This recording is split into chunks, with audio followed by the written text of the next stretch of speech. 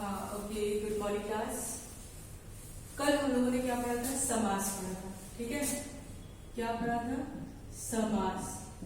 ठीक, यहाँ पर एक प्रश्न बनता है कि समास कहते किसको है। ठीक है, हमने कल बताया था कि समास कहते किसे हैं, तो समास कहते हैं संक्षेपीकरण को।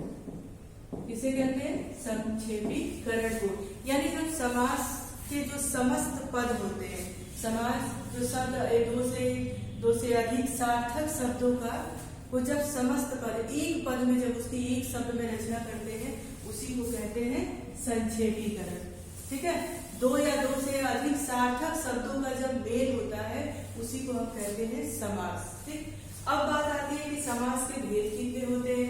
तो समास जो है वो मुख्य रूप से उसके कितने भेद होते हैं? 6 कितने होते हैं? मुख्य भेद होते हैं। ठीक है, मुख्य रूप से समास के 6 भेद होते हैं। कौन कौन से होते हैं बताओ? अव्ययी भाव समास, तत्पुरुष समास, अव्ययी भाव समास, तत्पुरुष समास, कर्मधारय समास, तत्पुरुष समास, कर्मधारय समास,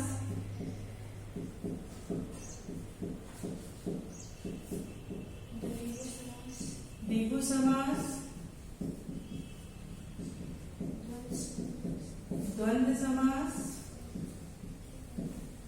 द्वंद्व समास और बहुव्रीहि समास। ठीक है,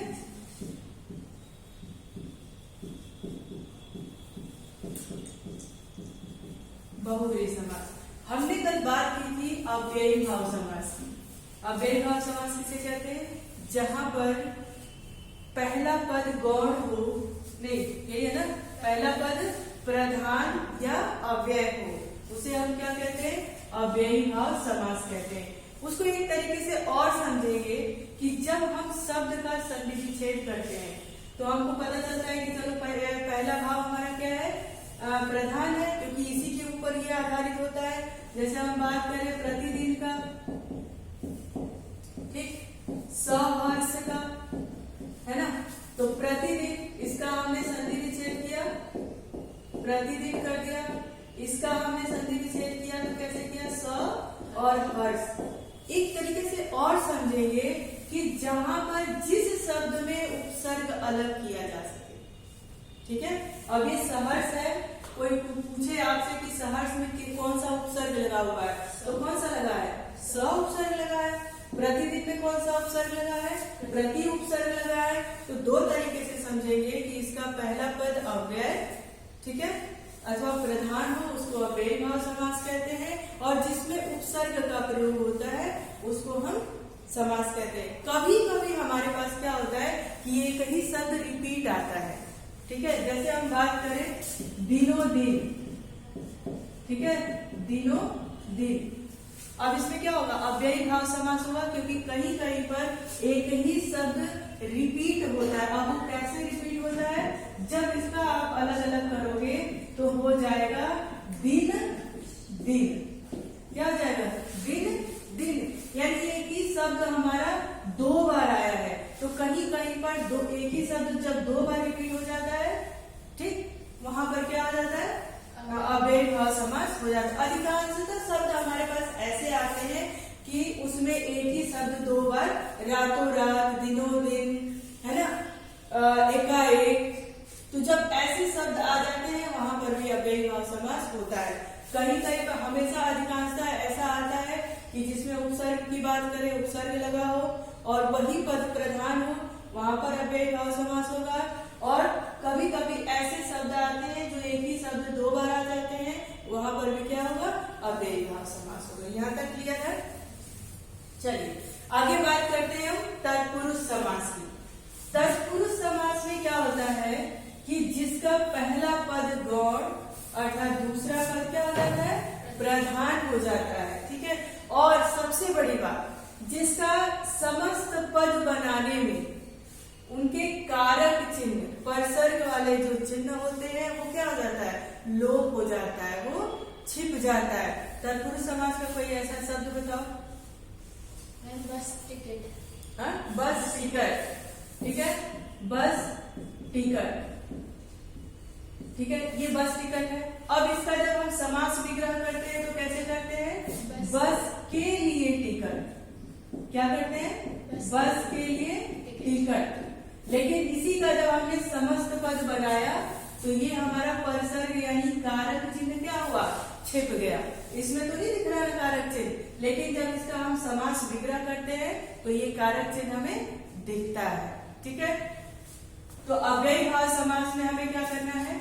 अव्ययी भाव समास में तो एक तो देखेंगे कि उस शब्द में उपसर्ग है, दूसरा उसका जब उसको समास विग्रह करेंगे तो ये देखेंगे कि उसमें पहला पद में ज्यादा महत्व है या दूसरे पद में है। तत्पुरुष समास में हम देखेंगे, तत्पुरुष समास को पहचानने के लिए कि इसका समास विग्रह करने पर विभक्ति के चिन्ह आ रहे हैं कि नहीं आ रहे हैं।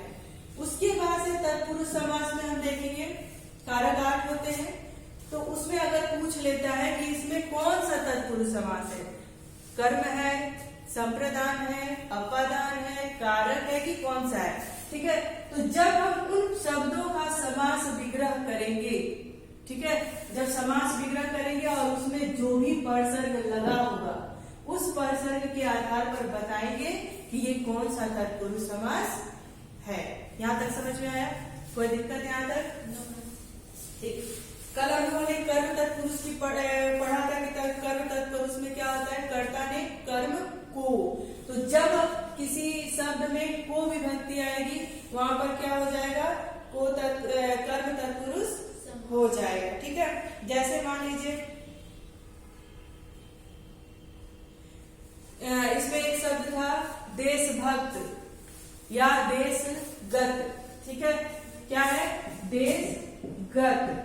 ठीक, ये देशगत है, इसका हमने समास विग्रह किया तो कैसे किया?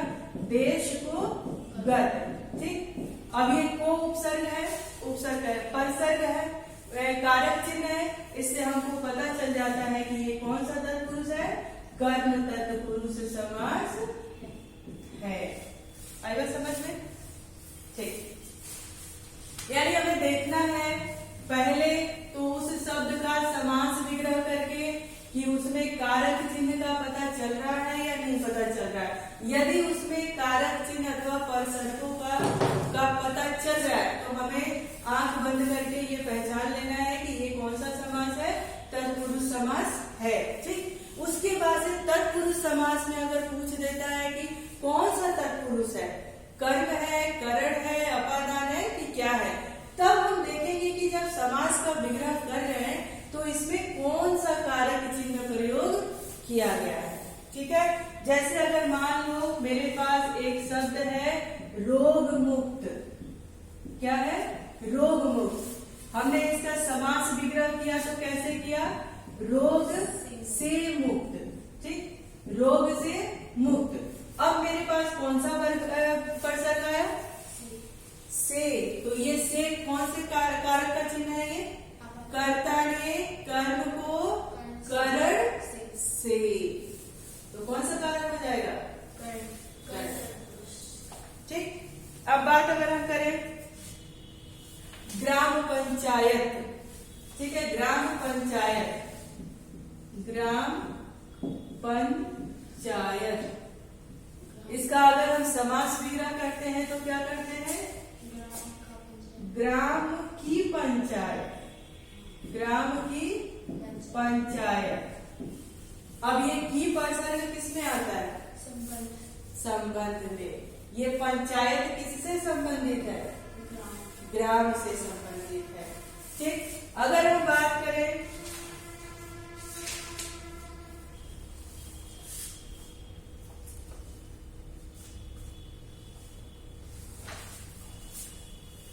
अधिकरण की, अगर बात करें तो अधिकरण में अगर हमारा कुछ आता है ऋण कौशल। ठीक है, क्या? ऋण कौशल। अब इसका समास विग्रह करोगे तो क्या करोगे? रण में कौशल, यानी वो किसमें कुशल है? युद्ध के लिए कुशल योद्धा है ना। तो रण में यानी अधिकरण, करण कारक, अधिकरण तत्पुरुष समास हो जाएगा। ठीक है, अब चलिए, अब हम लोग बात करेंगे कि कर्मधारय समास किसे कहते हैं। तत्पुरुष समझ में आ गया होगा। Yes, इस तत्पुरुष में आपको सबसे पहले क्या करना है, अगर शब्द दिया है और कहा है कि समास विग्रह करके समास का नाम बताइए, तो आप शब्द का जब समास विग्रह करेंगे तो जब उसमें कारक चिन्ह आपको दिखेगा तो वो कौन सा हो जाएगा, तत्पुरुष समास हो जाएगा। ठीक, अब तत्पुरुष समास में भी यदि पूछ लेता है कि कौन सा तत्पुरुष समास है, तब आप उसमें देखेंगे कि इसमें जो कारक चिन्ह प्रयोग किया गया है वो कौन सा कारक है, किस कारक का चिन्ह है, और उसी के आधार पर उसका समास बता देंगे कि ये कौन सा तत्पुरुष समास है। यहाँ तक क्लियर है? ठीक, अब हम बात करेंगे कर्मधारय समास की। देखिए, कर्मधारय समास में जिस समास का पहला पद विशेषण होता है, क्या होता है, जब जिस समास में पहला पद विशेषण होता है, ठीक है, कर्मधारय समास में क्या होता है, जिस समास का पहला पद अथवा पहला शब्द, उसको क्या कहते हैं, उत्तर पद या पूर्व पद, पूर्व पद या उत्तर पद, पूर्व पद, ठीक है, उसको क्या कहेंगे, पहला पद। क्या होता है, विशेषण हो, उसमें किसी की विशेषता की बात की गई हो, विशेषण हो तथा दूसरा पद विशेष्य हो। अच्छा, आपको ये तो पता होगा ना कि विशेषण किसे कहते हैं और विशेष्य किसे कहते हैं। विशेषण उसको कहते हैं जिसकी हम विशेषता बताते हैं, और विशेष्य कौन होता है, जिसकी विशेषता बताते हैं। ठीक है, मान लो हम कहें कि ये पंखा बहुत ही सुंदर है, तो इसकी विशेषता क्या है कि ये सुंदर है, लेकिन विशेष हम बातें किसके बारे में कर रहे हैं, इस फैन के बारे में बात कर रहे हैं। तो फैन क्या हो गया, विशेष्य हो गया, और विशेषता क्या है, ये बड़ा सुंदर है। आई बात समझ में? तो इसमें कह रहा है कि जिस समास का पहला पद विशेषण हो और दूसरा पद क्या हो, विशेष्य हो, उसको हम कहते हैं कर्मधारय समास। अब देखो, जैसे प्रधानमंत्री, क्या है, प्रधानमंत्री, देखो अब इसमें पहला पद क्या है, विशेषण है। ठीक है, पहला पद क्या है, विशेषण, परंतु हम विशेषता बता किसकी रहे हैं, मंत्री की बता रहे हैं। तो जिसकी विशेषता बताते हैं उसे हम क्या कहते हैं, विशेष्य कहते हैं। ठीक है, तो अब क्या हो गया, इसमें ये विशेषण हो गया, और जो विशेषण है वही क्या है, प्रधान है। आई बात समझ में? तो इसमें क्या हो गया, इसमें ये हमको देखना है, ये कर्मधारय समास में कहता है कि जिसका पहला पद विशेषण हो और दूसरा पद विशेष्य हो, यानी दूसरे पद की विशेषता इसमें बताई जा रही हो। अब हमने मंत्री की तो बात कर दी, ठीक है मंत्री, लेकिन किस तरह के मंत्री की बात की, जो प्रधान है, मेन मंत्री की बात कर दी। तो इस मंत्री की विशेषता क्या है कि ये प्रधानमंत्री है। ऐसे तो ढेर सारे मंत्री हैं, लेकिन इनकी क्या विशेषता है कि ये प्रधानमंत्री है। आई बात समझ में? तो इसमें क्या हो जाएगा, कर्मधारय समास हो जाएगा। ठीक है, अब देखो चंद्रमुख, क्या है, चंद्रमुख, चंद्रमुख है। अब हमने इसकी विशेषता, इस मुख की विशेषता किससे की है, चंद्रमा के अनुसार। हमने क्या कहा, चंद्र के समान, यानी चंद्रमा के समान मुख। ठीक, चंद्र किसके समान मुख है, चंद्रमा के समान। हम बात किसकी कर रहे हैं, मुख की कर रहे हैं, लेकिन उसकी विशेषता क्या है कि वो चंद्रमा के समान सुंदर है।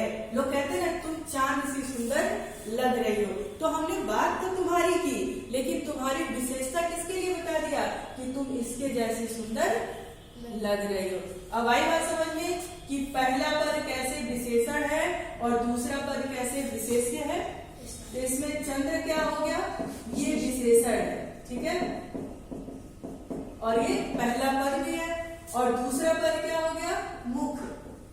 ठीक, ये क्या है, हमने मुख की बात बताई कि मुख की विशेषता बताई, तो ये हो गया हमारा विशेष। आई बात समझ में? यहाँ तक क्लियर है, कोई दिक्कत? ठीक, अब हम लोग बात करेंगे द्विगु समास की। ठीक है, द्विगु समास किसे कहते हैं? तुमको पता है पहले से कि द्विगु समास किसे कहते हैं? देखिए, द्विगु समास उसे कहते हैं जिस समास का पहला पद संख्यावाचक होता है। ठीक है, जिस समास का, द्विगु समास किसे कहते हैं? जिस समास का पहला पद संख्यावाचक होता है उसे हम कहते हैं द्विगु समास। जैसे हम बात करें चौराहा, ठीक है, चौराहा, त्रिमूर्ति, त्रिभुवन, है ना, 4 आना, 5 आने, अगर इस तरह की बात करें तो वो क्या है? जैसे चौराहा, इसका समास विग्रह करोगे तो कैसे करोगे? 4 राहों वाला, है ना, 4 राहों वाला। यहाँ पर 4 क्या है? संख्यावाची है, हमने संख्या कर दी। कितने रास्तों का ये समूह है? 4 रास्तों का समूह है। तो वही कहता है कि द्विगु समास में जहां पर संख्या की बात करें वहां पर क्या होता है? द्विगु समास होता है। ठीक, तो यहाँ पे संख्या की बात कर रहा है। त्रिमूर्ति, है ना, त्रिमूर्ति या 3 मूर्तियों का समूह, तो 3 मूर्ति हो गई। पंचमुख, 5 मुखों वाला। ठीक, अब एक बात सुन लो, ठीक है, अगर हम बात करें जैसे कि कुछ शब्द ऐसे जैसे नवरत्न, नवरत्न हो गया, ये हमारा क्या होगा? नवरत्नों का समूह। तो 9 हमारा क्या हो गया? संख्यावाची हो गया। नवग्रह, 9 ग्रहों का समूह, ये हमारा क्या हो गया? संख्यावाची। अब एक बात करेंगे, इसमें समझने वाली बात है, जैसे तिरंगा, ठीक है, तिरंगा आपका बहुब्रीहि समास में भी होगा और द्विगु समास में भी होगा। कैसे होगा? जब आप उसका समास विग्रह करोगे। अगर आप समास विग्रह करोगे, सिर्फ कहोगे 3 रंगों वाला, क्या कहोगे? 3 रंगों वाला, ठीक है, तो यहाँ पे हो जाएगा द्विगु समास। अगर आपने कह दिया 3 रंगों वाला अर्थात तिरंगा, तीसरा अर्थ आ गया, राष्ट्रीय ध्वज की बात कर दिया, तो वहां पर क्या हो जाएगा? बहुब्रीहि समास हो जाएगा ना। इस बात का ध्यान आपको रखना होगा। तो आपने अव्ययी भाव समास समझा, जिसका पहला पद अव्यय का प्रधान हो उसमें अव्ययी भाव समास होता है, या फिर जिसमें उपसर्ग लगा हो जिन शब्दों में उसमें अव्ययी भाव समास होता है। तत्पुरुष समास आपने समझा कि जिसमें पहला पद गौण अथवा दूसरा पद प्रधान होता है और जिसका समास विग्रह करने पर परसर्ग के चिन्ह दिखाई देते हैं और उसका संक्षेपीकरण पे परसर्ग यानी कारक चिन्हों का लोप हो जाता है, उसको हम क्या कहते हैं? तत्पुरुष समास कहते हैं। तत्पुरुष समास कारक के जितने भेद होते हैं उन भेदों के आधार पर तत्पुरुष समास को बांटा गया है। उसके बाद हमने बात की कर्मधारय समास की। कर्मधारय समास उसे कहते हैं जिसका पहला पद विशेषण और दूसरा पद विशेष्य की बात करता हो, वहां पर क्या होता है? कर्मधारय समास होता है। फिर हमने बात की द्विगु समास की। द्विगु समास में क्या है? जिसमें पहला पद संख्यावाची हो, ठीक है, पहला पद संख्यावाची हो, इसमें द्विगु समास होता है। अब हम बात करेंगे द्वंद्व समास की। द्वंद्व समास में क्या होता है कि उसमें दोनों पदों की प्रधानता होती है, पहला पद और दूसरा पद दोनों पदों की प्रधानता होती है। और जब उसका समास विग्रह करते हैं तो जैसे मान लीजिए आपके पास ये लिख कर आ गया माता पिता, पहले तो आप उसको इस योजक चिन्ह के द्वारा पहचान लेंगी, ठीक। दूसरा, अब इसका जब समास विग्रह आप करेंगी तो क्या कहेंगी? कहेंगी माता और पिता, ठीक है, माता और पिता। अब भाई माता की भी उतनी महत्व है और पिता का भी उतना ही महत्व है। ऐसा तो नहीं कि माता का ज्यादा महत्व है पिता का कम है, ऐसा नहीं है ना। इसीलिए द्विगु समास में कहा गया है कि उसका पूर्व और उत्तर पद दोनों पदों की प्रधानता होती है, पहले और दूसरे पद दोनों की प्रधानता होती है। इसका जब हम करते हैं समास विग्रह तो और भी लिख सकते हैं, तथा भी लिख सकते हैं, या भी लिख सकते हैं। और पहला तो पहचान इसका किसमें होगा, इस योजक चिन्हों के द्वारा हो जाएगा। ठीक है, आपको इसमें यही कंफ्यूजन हो जाता है कि द्विगु और द्वंद्व समास में क्या अंतर है। तो द्विगु समास जो हमारा होता है वो संख्यावाची होता है और द्वंद्व समास हमारा होता है जिसमें दोनों पदों की प्रधानता होती है। अब हम बात करेंगे बहुब्री समास की। बहुब्री समास में क्या होता है, न पहले पद की प्रधानता होती है न दूसरे पद की प्रधानता होती है। इसमें किसकी प्रधानता होती है, किसी तीसरे पद की प्रधानता होती है। जैसे हम बात करें दशानन, दशानन, अब समास विग्रह जब करोगी तो क्या करोगी, कहोगी दस है आनंद जिसके। अब किसका सर 10 था, रावण का था। ठीक है, अर्थात रावण। अब न 10 का हमें महत्व है न आनंद का महत्व है, महत्व किसका है, रावण का है। ठीक है, इसीलिए बहुब्री समास में न पहले पद की प्रधानता होती है न दूसरे पद की प्रधानता होती है। किसकी प्रधानता होती है, किसी तीसरे पद की प्रधानता होती है, उसको हम कहते हैं बहुब्री समास। यहाँ तक समझ में आया, कोई दिक्कत, कोई परेशानी, सारा हो जाएगा। बस कॉन्सेप्ट समझो। ठीक है, कॉन्सेप्ट आप समझ लोगे उसके बाद